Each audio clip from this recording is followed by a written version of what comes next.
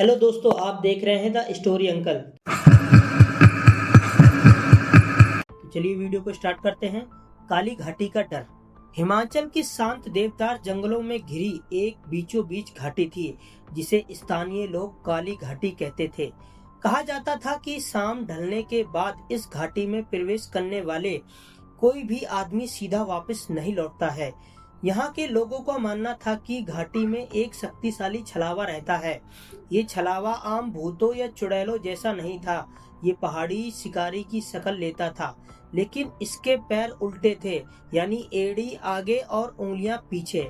इस छलावे का नाम था जसपाल। एक रात विनय नाम का एक युवा जो नए रास्तों की तलाश में था, गलती से काली घाटी में भटक गया। अंधेरा घना था और उसका टॉर्च अचानक बुझ गया था।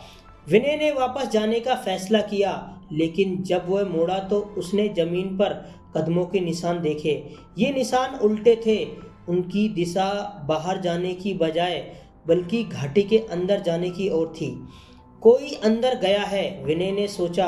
अगर मैं इन निशानों का पीछा करूंगा तो मैं बाहर निकलने का रास्ता ढूंढ सकता हूँ।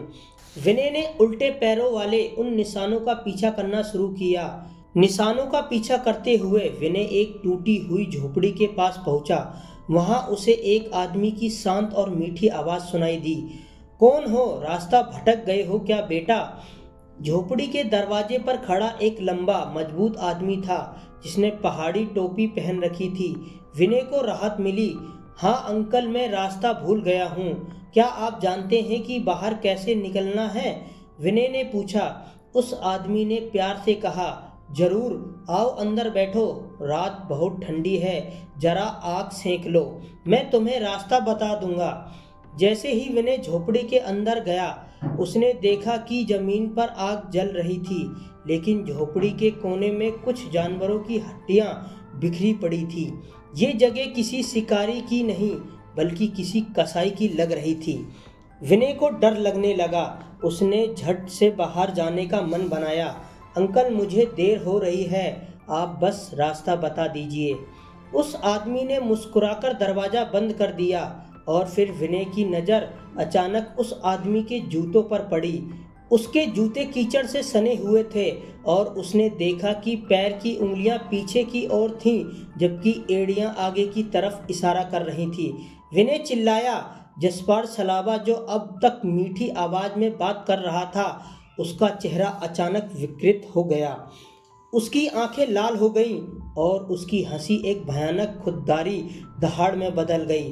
तुमने बहुत देर कर दी बेटा, मैंने तुम्हें उन निशानों से अंदर बुलाया था। मेरे उल्टे पैर केवल तुम्हें मेरे घर का रास्ता दिखाते हैं, बाहर निकलने का नहीं।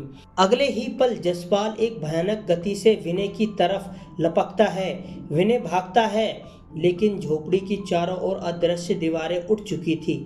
अगले दिन काली घाटी के बाहर ग्रामीणों को केवल विनय का खाली बैग मिला, लेकिन उस जगह के पास ताजी जमीन पर उल्टे पैरों के अनगिनत निशान थे जो घाटी के भीतर गहराई तक जा रहे थे। और उसके बाद से कभी भी विनय वापस नहीं लौट पाया उस काली घाटी से।